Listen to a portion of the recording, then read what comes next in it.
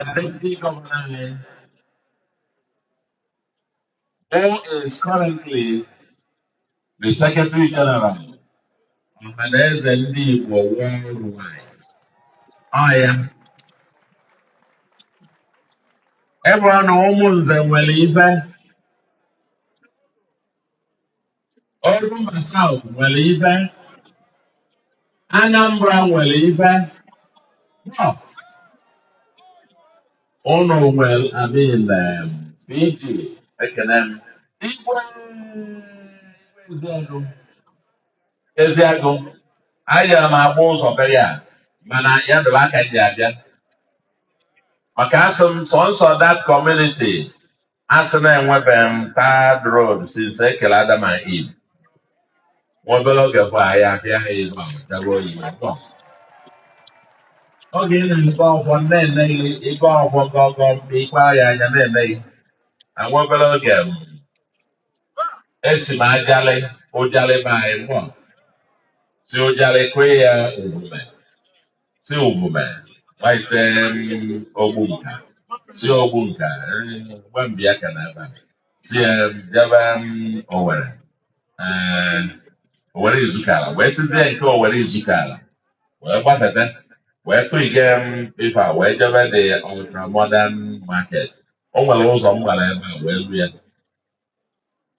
Wee bịazie nụ. Wee jee zụọ nkwọ.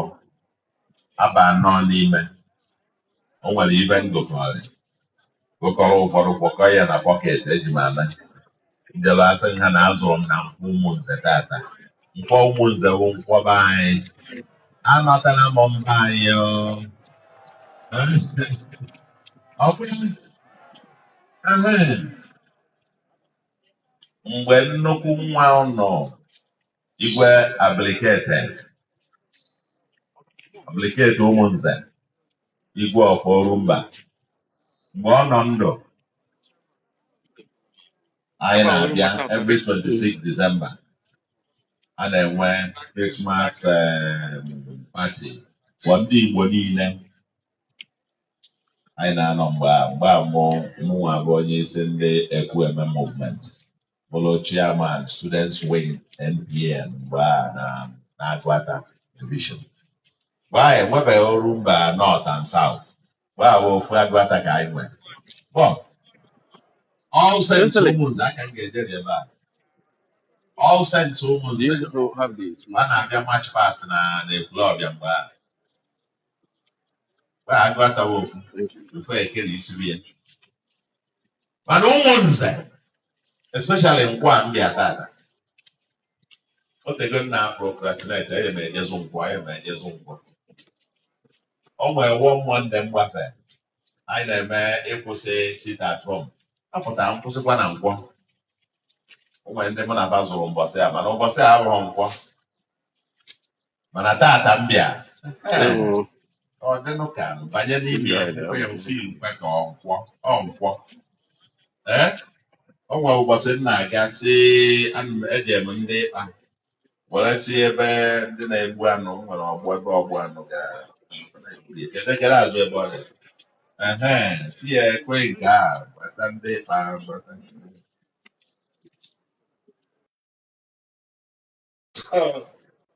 now abịara m Umunze otego anyị na-akụ ya anyị ma abịa mana nke a m bịa tata ọ dị ka m ana gakwuzie ibe niile a na-ebusa ebe a very important ibe elote bụ na akpa ọ nwere ibe a mmanụ n'ebe a njụọ deputy gọvanọ si ya ọkwa mmanụ nke original be anyị ya si oke sosizie ndị nọ ebe a mmadụ akpatakwana ya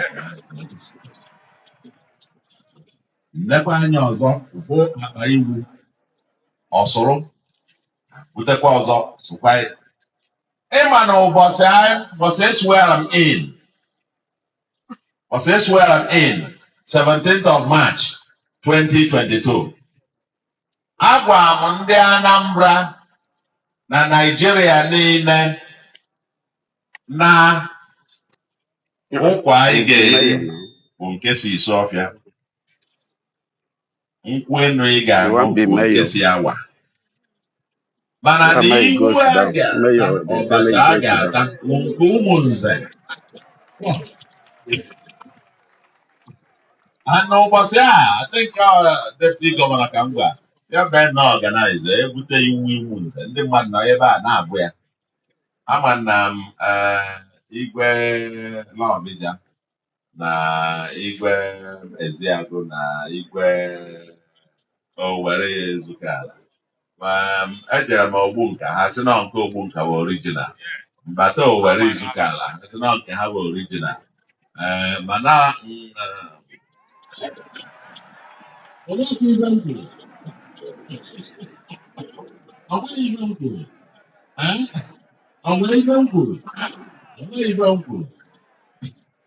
ife ọma bụ na ụbọchị a na-anọdụgo ụbọchị mmere ife a na iwu Umunze ka a tara ndị bịara taa ya ụbọchị a sị na nke a dabara na ọ dabara so nọ aga ite nkwụ ebe a gọrọ iwu nakwa gbọọ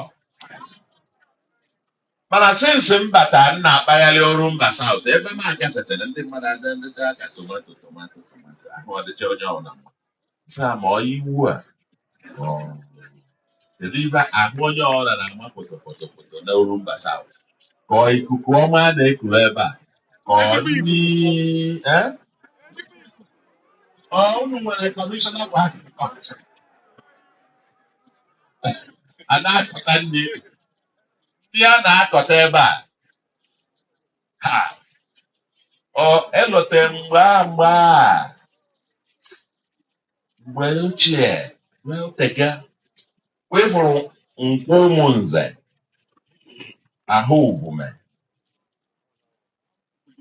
onye a na-akpọ ya nke uvume nke kịta ndị oyibo sị na uvume ọkụkọ Igbo ka m hụrụ so agala onye m ụlọ ada m akụzi mgbanụ enwe ndị na-arịmanyị ndị na onwe ndị na-eche m enwe meeting by 5 nsị ya analụ onye m ụnụ kpasuo m iwe kpasuo m iwe kịta mgbasa ebe a arịdọn asị ha kpasuo m iwe idobere m ofuru ma bịa mgbe ide na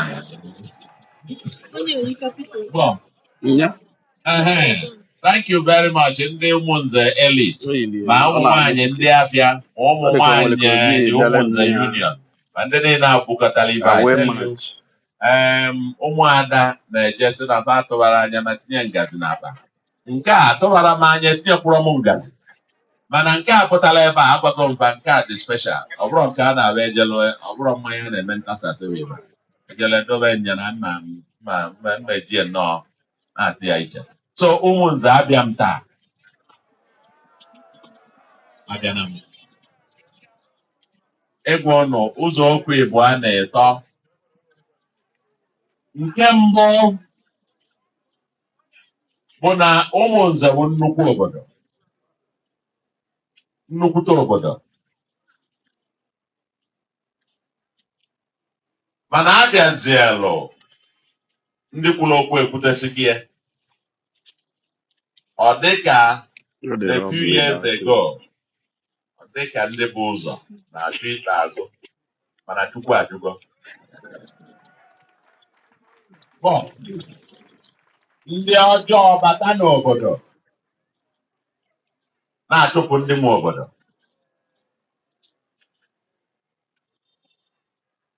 Nkwo Umunze ndị mmadụ na-esi all over na-abịa azụ na-adịzi ka ọ na-eme mgbada eje m the New Ultra Modern Market jefu etu ọ dị wee na-agwa m na n'oge ụtụtụ ya n'ụzọ ụtụtụ between 7 and 11 na enwere over 5,000 people na-abịa azụ mmanụ azụ ma akwụ ma kasa ma akpụ and so on ebe a bazụsị afa na the question bụ ebe ka fa bụ ya were aga ịma na anyị dozie Umunze a edozie ya ọfụma The whole world cannot be about. Ekwesị bụ abịa mgbe ochie. Anyị niile ga-agbakọta aka to rebuild Umunze. Occupy each pride of place.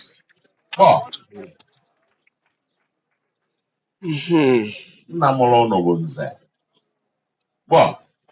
Ụnụ ọ ga-atọ ọnụzi ewuru ụmụ okolo. Umunze ọ ga-atọ ọnụ ọ bụrụ Nze ma ụnụ. So we will come together. Government nwere nke ọ ga-eme, mana ụnụ nwere nke ụnụ ga-eme gịnị?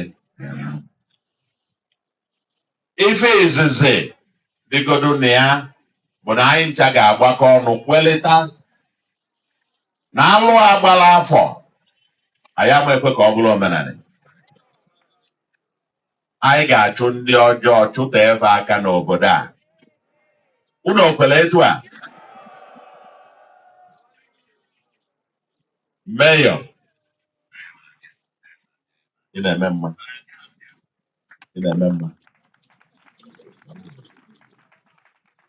Yes, ị na-eme mma. When some of these things happen, leadership selection, a na-eme ya etu a mgbe a na-eme ya a na-achọ ịpụta. Onye nmasị ndị ọkasị ịkwa Amerika ịka nkwụ ka nkwụ. A na-akwa akwa ebe a, akwa ebe a, akpụrụ ebe akwụ. Ama mee ya ọ dị nke megharịrị nke fa ugboro ịbụọ ka ịtọ. Ama mee ya ama akwụrụ ebe. And I will say publicly to you, congratulations. And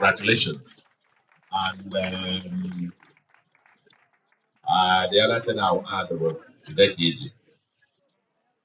This rate work with you strongly, and Orumba South and Umunze. I got from the other also. So that. The youths are not here. The youths are not here. The youths need them forever. And men know na anya n'iru nwayọ mba ndị esoro na ndị ọjọọ a unu so ndị ọjọọ abatala obodo fabụrụ ikuku ọ mmadụ ka fabụ ana anyị ma ndị fabụ onwe onye ịma alụ na-eji ije ọjọọ sụọ ya imi. Akwai na no just better na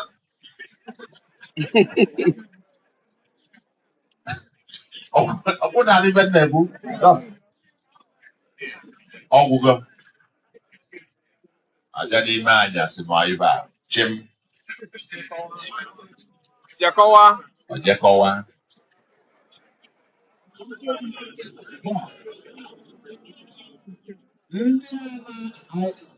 really right. I am against ndị na-eme omenala. Ọkwụ na anụ ndị na-eme omenala dị iche na ndị na-agwọ ajọ ọgwụ. Ọkwa ya? Omenala Igbo dị iche. Ndị na-eme omenala anyị na-eto oge ahịa anyị na-eme ebe nwa ebe ndị ya abata beba.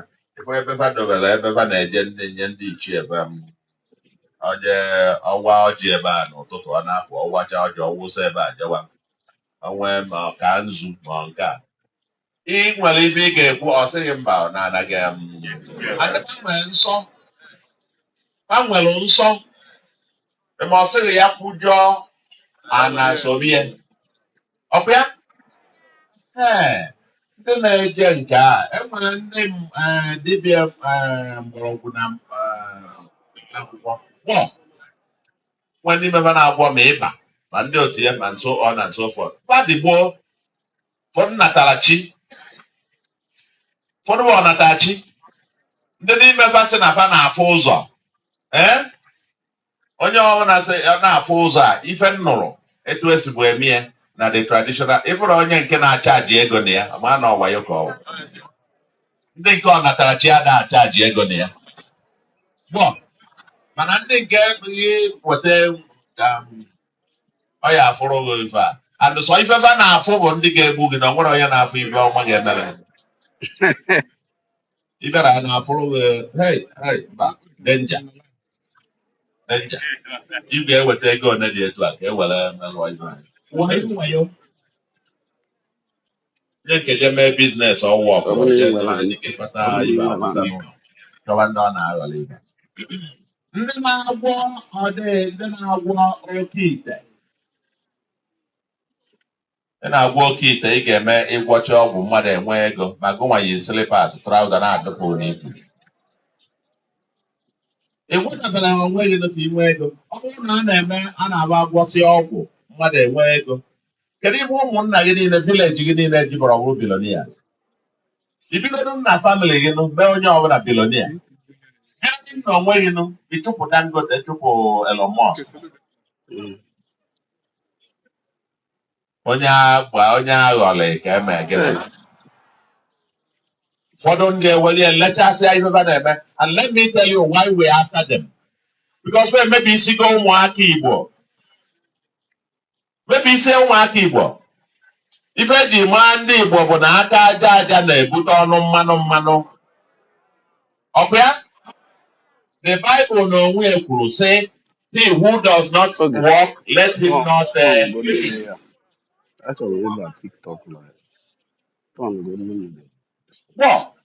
Kịtazi mmadụ asịghị ya uri ha gwara ọ dị n'Igbo dị n'oyibo maka enwekwuru ndị ụka ndị pastọ eme gbaragbara gburugburu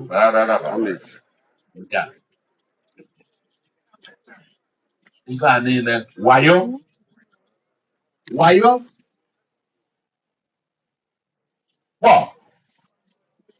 so mana anyị na-abịa nwayọọ anyị bidodo eweta ndị ifewa ji mebi isi ụmụaka anyị agwọ ọrụfa na a na-eme oke ite abịa ashọ ọgụ na emesịala gị ya ka fa ji ebu drọg ije na nga niile dị na obodo oyibo ụmụaka ndị Igbo particularly ụmụaka Anambra juu na nga niile na obodo oyibo maka fa kwụsị alụfa akwafa na iburu ọgwụ na ojeluo mashin ndị ọcha ama ediskọbazi ama ejide nwunye ojeluo ebe a mashin ọma ife bụ oke ite kọmputa ndị ọcha ama ife bụ oke ite ọ bụrụ na ọ na-awa ọkụ Naijiria emebere anyị ejere chụsịa mba obodo niile wekọrọ ego fa ana amelie ụmụaka anyị chi ụtụfọ by 9 o'clock ụmụaka apụtasịa ife a na anyị na bịa palọ na-aṅụ na-achọ onye ga-enye ego free onye ga-eweta mmanya free ọ bụrụ na ọ mee yahoo ọwụ ọkụrọ o jee ije gwọ ọgwụ ọ ga-abụ onye odelụ ka onye ọcha were nye ego ọnọdụ mee yahoo ọwụ ọkụrọ ọ baa ime ọfịa chọba onye ọ ga-ekidnap ụlọ ghọtara ya ife niile afa na-eme bụ ndị a nọ n'ime ibe akwakọ jụọ ife a ị na-ene ebe fa nọ eme ife a ị na-ajụ ebe mmadụ dị ndụ ife a ka ọ na-aba na everyday o jeta ya ọpụta orie nri gara ụla ị na-afụ ebe fa na-anọ shrine ebe fa na-anọ nso ndị anyị nọ n'ime ọfịa ebe ọbụla fa nọ the first thing fa ga-eme bụ idobe nnukwute alụsị fa na-efe na-egbu ọbara na-awụsa ebe a na-eme ọ mmadụ ka ọ bụ ụmụ youths anyị ka ngwa ụnọ onwe nụrụ onye mmalụ gbagidere egbe gbugide mma bido from ikolobịa wee nọgide ya wee ka nka onwe ogbu mma na-eme gịnị ọgba egbe na-eme gịnị so sịkwa ndị a nọ n'ime ọfịa uru adịrị ya ana Igbo na fa anachighị etu ọ dị after the Civil War. Young boys, they are dying. They are dying like chicken.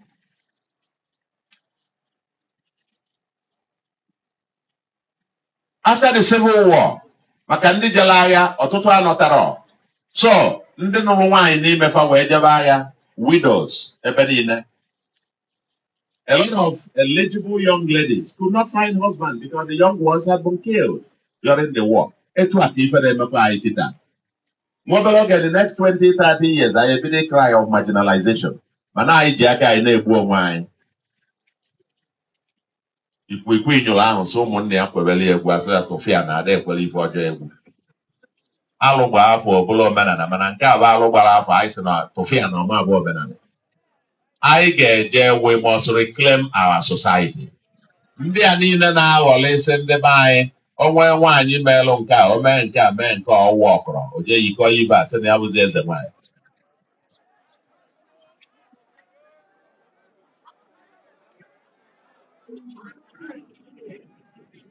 ọ na-eme eze nwaanyị o jekọkọ fanta niile dị kịta fanta ga-adị chip na Anambra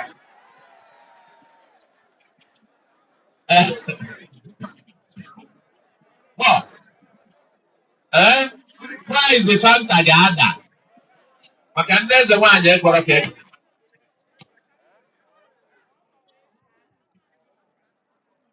price fanta ga-adalele n'anya if I do so it's clear that now we are not against traditional religion but if I against ndị a niile na-eme ife dangerous ones first of all na-alafu ụmụaka anyị young boys anyị niile wee na-ana n'iyi that's number one. Number two, ndị a na-eme encourage criminality because e nwere link between ife fa na-eme and criminals.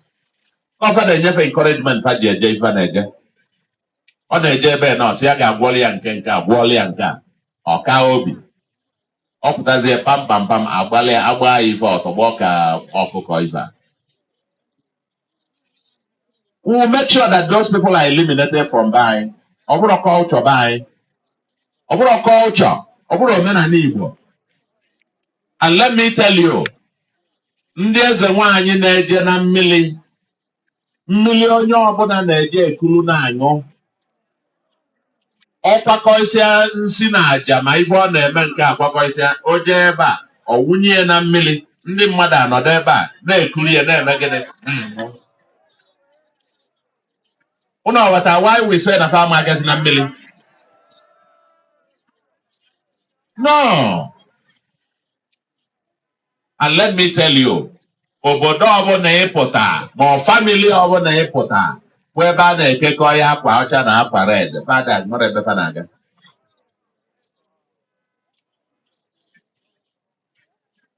Jee obodo niile meghere ife a. How primitive a society dị ka ị gara afọ ife a na-akụ ya na-akọ eme nka.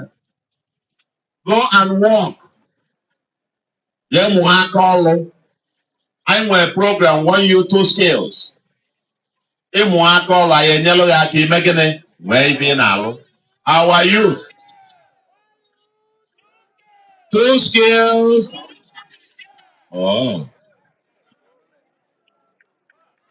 Unu dị ya nke unu ka m kwetara ya. The youthpreneurs.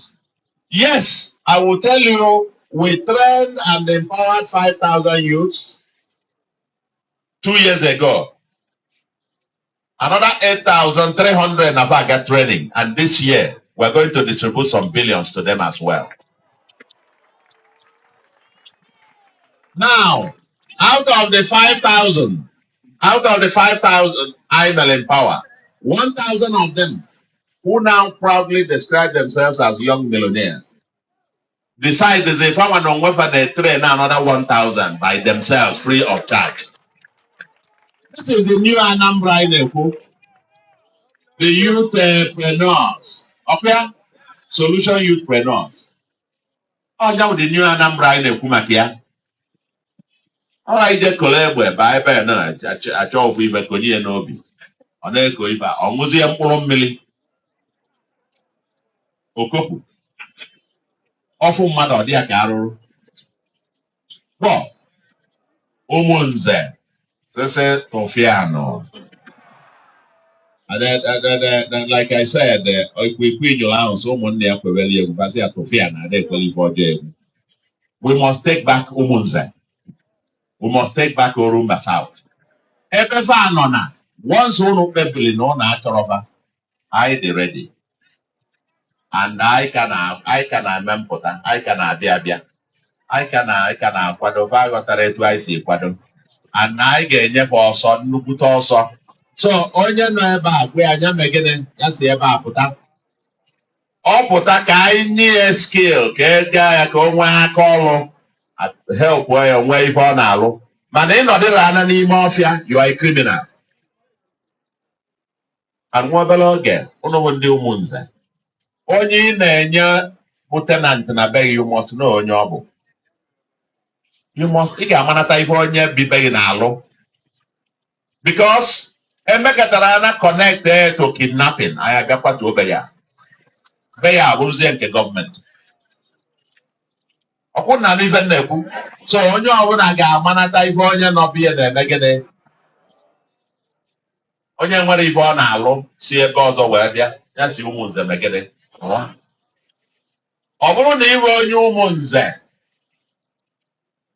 o nwere ndị mfụ na-eme social media ndị na-eme announcement. Ọ bụrụ na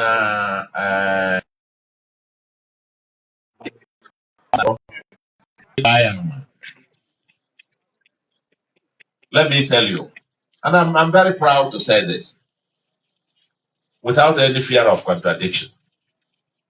O nwere onye kpatala ego akpata, onye kpala ego ga-ewere ego na-awụ n'elu. Nọ na nnukwu ife na-ekwu. O nwere onye kpala ego nọ kpagide ego taa afụfụ kpagide ego kpasịa ya ga-ebukọla ego buru ya na-awụ n'isi elu. That go time when Elon Musk, the richest man in the world, what over 400 billion. I'm a mere. Onye kpatala ego akpata.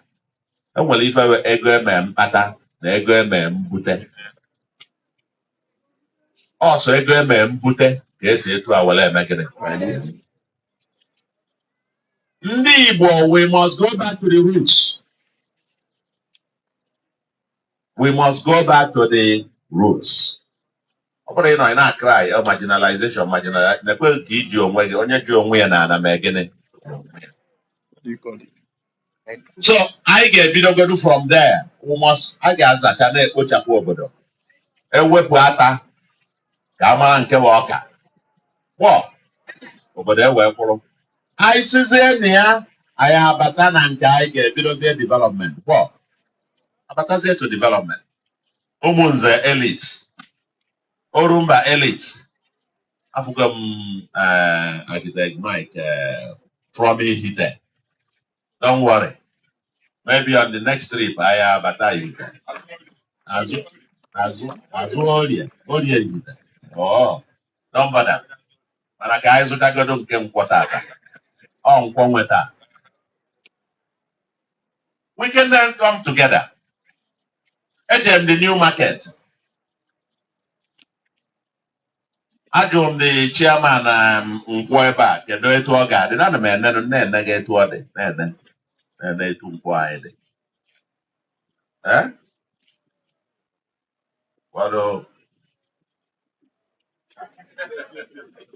Well, dịka ọ ya adado mmadụ. A na-akọ ịma bacha na-akụkọ ya nke ndị nke nwee shọpụ n'ime achọzighị ịnọ n'ime bacha na-apụta na road. Ife men anọ m na street. Ana m afụ ha esi ebe a ahapụsị aba shọpụ ba n'ime nnupụta shọpụ eghela oghe awụsazi ebe na ọ dị mma etu a. Ma ndị moto na-ekwu trela fele brek kwọrọ isi ndị mmadụ.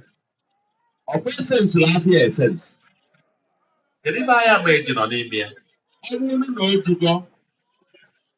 Ọ bụrụ na o jụrụ eju ejee n'ebe ọzọ n'ụgbọ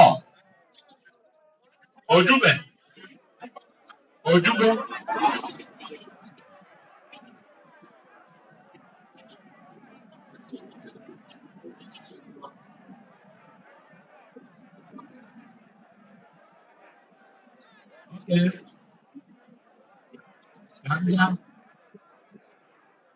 No, negente. I get when kata. Get on te. Umunze kweno. Nkata umunne ka anyị nọ kịta. Maka Nkwo Umunze ka echi gata azụ. Enwere the ultra modern market. Or this is already. Ejegon ni afọ etu ọ dị. Or this is already. Well, no, they be ready. Okay. Ọ dị ka mma Igbo adịbe onye ụbịam. Kedu isi adịrọ nkọ? Kedu nkọ adịrọ isi? N'enu nkwọ anyị nọ. Nkwọ anyị ka m na-ene. Hey! Sịba nkwọ ka m na-aga na-epio ụfọdụ. Ana ya ụfọdụ dịcha ka inefu anya ọkpọghụkwa m n'ụkwụ. Anyị ebidobe. Anyị asị ka alụgharịba. Eche ịlụgharị ya ndị ga-apụ na ya apụzi ejebe ebe. Gbọ ọlụ dị. Nọmba 2, mana oge m na-apụta anọ m ebe a nọdụ n'oche nnepụ anya ebe a na-ene tank sịfa oke thank God na fa nwee mmiri ebe a. Ofu onye sị m n'ọkwa decoration na ọdawo.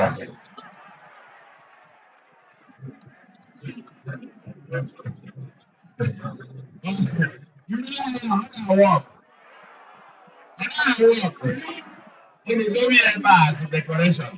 Onye gafeta ọsị na mmadụ Umunze unu nwee ebe ọhụrụ na mmiri na work. Mba, Mayor, anyị ga na-akpa nke I think nke a bụ nke ekwesịrị ime nke taa na echi bido tata lụọ I'm sure before the end of March mmiri a ga-agba ọkụ.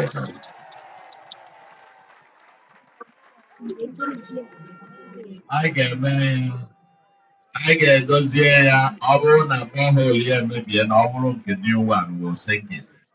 Edozie ya reticulate ya weta mmiri a few places. Onye bịa nọ Nkwọ na omena ibe a jee chere mmiri. Anyị ebido ebe ahụ. Nwee nụ sanitation. Kama ndị pure water, ndị na-ele pure water unu ewekwana iwe. Maka mmiri adịrị ana. Unu emecho na unu secure ya maka ndị na-ele pure water. Ndị na-ele pure water ama adịkwa happy na nke agbawa. Ọkwa ka nye unu warning. Maka unu emeche na ọnọdụ ugo ada ọkwa ebe mma. So na a na-edozi ya unu eche ya nche. Maka ndị pure water. Ndị pure water unu enweela anyị ndidi na aga na-enwe change. Aga na-enwe change. Ka fa ṅụọ mmiri mana nke borehole will treat it. I get treat here so that people can have nwere ike ịṅụ ya anụ. Nnukwu Nkwọ dị etu a kwesịrị inwe mmiri. So nke a ga. Nke ịbụazị chairman, kedu chairman abịa? Chairman. Emesịa anyị na ya anyị ga-enwe nzukọ. Maka o nwere ife anyị na-akpa ebe a mana anyị ama akpasị ya kịta. Anyị ga-enwe nwobe committee with him, my mayor, and a few persons ndị Umunze ma PG. I ga-enwe ife a ka we come up with a plan. Number 1, etu a ga-esi megodo Nkwo agodo ọ dịtụ ka ebe mmadụ nọ. Ka bụ number 1. Enwe toilet. Okay. Ọ bụrụ na enwe toilet. Nke ịma nọ nke a bụ almost ya na mmiri ga-abụ the first order of priority. A ga na-eme eje lụọ ya a set of toilets for ụmụ nwoke, for ụmụ nwanyị. Enwe mmiri ana onye ga-anụ toilet or flush anya n'ụgbọ. So nke a ga-abụ the first order. So I get that committee. Etu a ga-esi mee Nkwo a ka ọ dịkwa ka ebe mmadụ nọ. That's number 1. Number 2, we then say how we work with the developers of the ultra-modern market. And the plan. Etu a ga-esi mie ka ọ dịzienụ finally ka ọ dị ready. Wee malụba ndị ga-eje ebe a ma etufa ga-esi wee je. Because we're not going to be compelling everybody or forcing everybody. We're going to have a plan.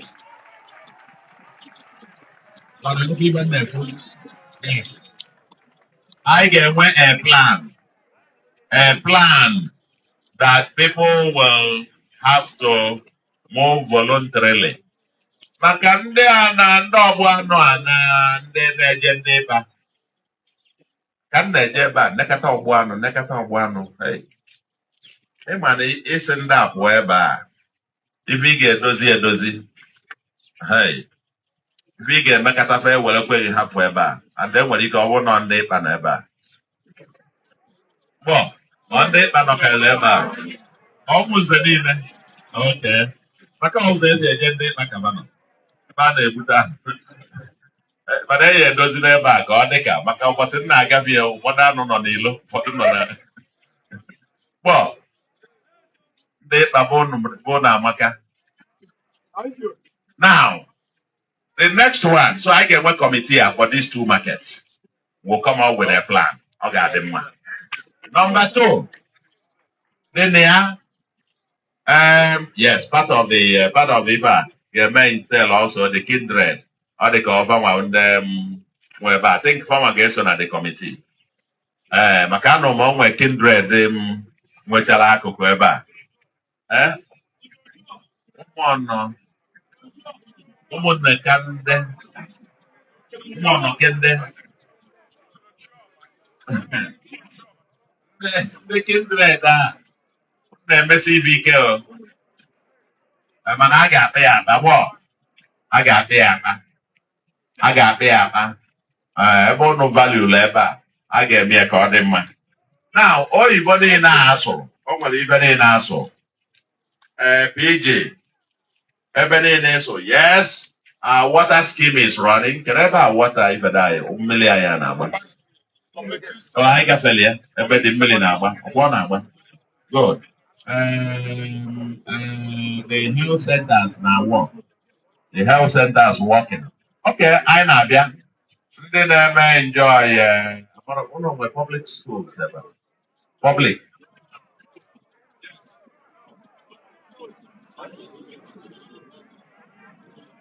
Okay, secondary. Okay.